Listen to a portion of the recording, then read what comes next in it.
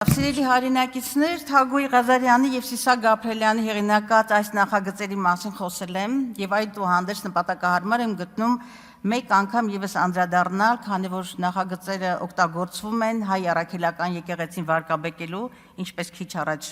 ականատեսը եղանք եւ բազմաթիվ ստահոդ հայտարարություններ եւ հաստատումներ տարածելու համար։ Հիշեցնեմ, որ նախագծերի փաթեթով նախատեսվում է Հայաստանի Հանրապետության տարածքում գտնվող պետական ցանկերում ներառված ոչ պետական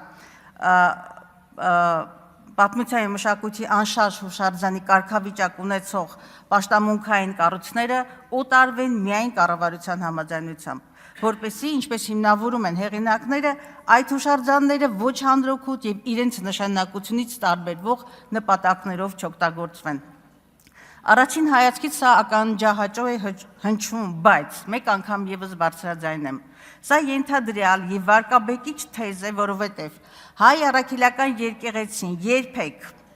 որևէ հուշարձան չի օտարել եւ ոչ էլ պատրաստվում է օտարել պատմության եւ մշակույթի որևէ անշարժ պաշտամունքային կառույց։ Երկրորդ, օրինագիծը իմաստազուրկ է եւ չի նախատեսում գործնական արժեք ունեցող իրավական կարգավորում, քանի որ պատմության եւ մշակույթի անշարժ հուշարձանների նպատակային նշանակությունը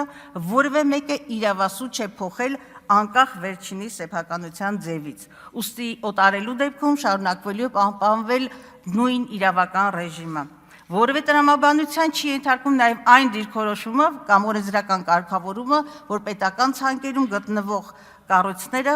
կարող են համարվել օտարման ենթակա։ Եվ ամենակարևորը, այս եւ մի քանի նախաձեռնությունների առնչությամբ Գերագույն հոգևոր խորհուրդը հայտարարություն է տարածել, որով եկեղեցին հանդես է գալիս օրենսդրության առավել խստացման դիրքերից, մասնավորապես պետական ցանկերում գտնվող բոլոր հուշարձանները համարելով համազգային ժառանգության մաս, եկեղեցին մերժում է հուշարձանի կարգավիճակ ունեցող որևէ պաշտամունքային կառույց օտարելի հնարավորությունը անկախ սեփականության ձևից։ Եվ ես կարծում եմ, ինչպես քիչ առաջ եւս համոզվեցինք,